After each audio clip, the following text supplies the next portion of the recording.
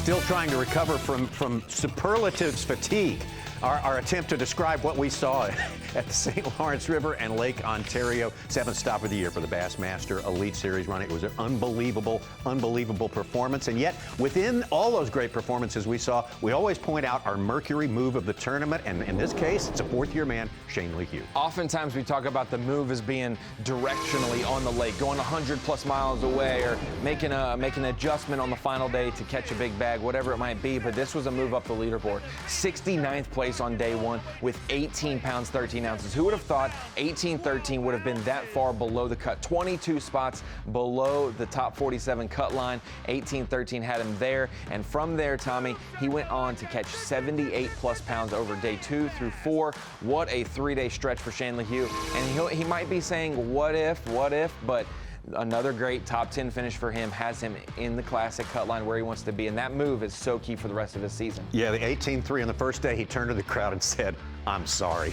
I mean, he turned it around in such a great way. When you get off your boat with your bag of fish and you start hearing the crowd, you start hearing the weights, and you realize 18-13 is not a bad weight at all. 18+ pounds, that is a solid smallmouth weight, but this year it was nothing.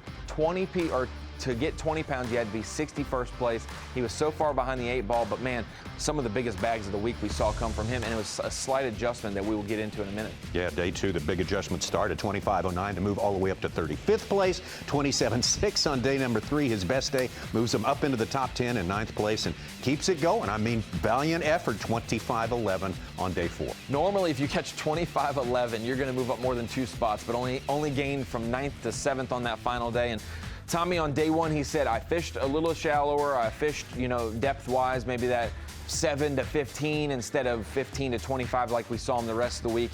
But he did say from practice he had a place he could catch some 4-pounders. He said, I'm going to go catch 20 pounds at this spot and then I'll leave. It took him a lot longer to get to that weight at his spot. He never did reach 20 pounds there. He said he waited too long before leaving there. And then he said actually he was stopping by and seeing Brandon Cobb, his buddy, on the way to a spot, and checked in on him. Brandon said he wasn't catching him that great either. He starts idling away, sees a big boulder on his side scan, ends up catching a 5-pounder there, and that was one place that was key for him the rest of the week. Davey Height mentioned it on Bassmaster Live. 15 to 25 feet of water. One of our deeper anglers really used a drop shot for most of the week, but we saw him pick up a Ned rig on day 3 and day 4 of this tournament. Really started to catch some of those bigger quality fish. That's when he had the 27+ pounds. He had a 6.11 in his bag. What a huge fish. Yeah, the magic boulder. I was kind of, for sentimental reasons, was happy to see that. Always been, back in the day, that was always one of the big stories from any Great Lakes tournament. You're looking for more individual fish. You're more likely to find the right size that way. One boulder, big rock in a bed of rubble, that's where you go. When you can catch one big fish off a boulder every single day, that is a key spot for you. But he was talking about those loners, those big ones that are up shallow.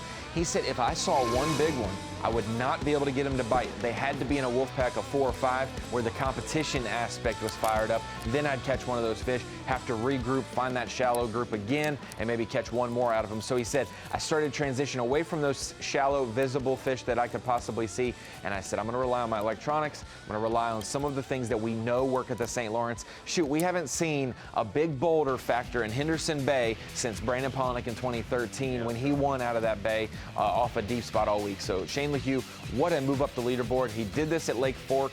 He's done well the second half of the season to really get back into that classic hunt. 9 top 20s over his first 3 seasons leading up to this one here, and this was a great performance, by far his best ever at the St. Lawrence, where he hasn't been that bad. But LeHew, he's one of these guys, and we said it during the coverage, he's one of the guys on the list that, he's due any day now. Yes, I was just about to mention that. We look at his resume. I fished against him in college. He was really dominant at Lake Norman, his home lake. It was one of those things where if you went there, he's going to be in the top 5 no matter what. We've seen him do well in Florida. We've seen him go up north and do well. He has put it together across the entire country. Very seasoned, very calm, cool. He's never going to brag about himself, so he's not going to be on some of the fans' short list radars. But like a Brock Mosley, like a Luke Palmer, man, LeHew, his time is coming. Yeah, likable guy, great fisherman, and a lot of heart, obviously, to have that sort of move of the tournament.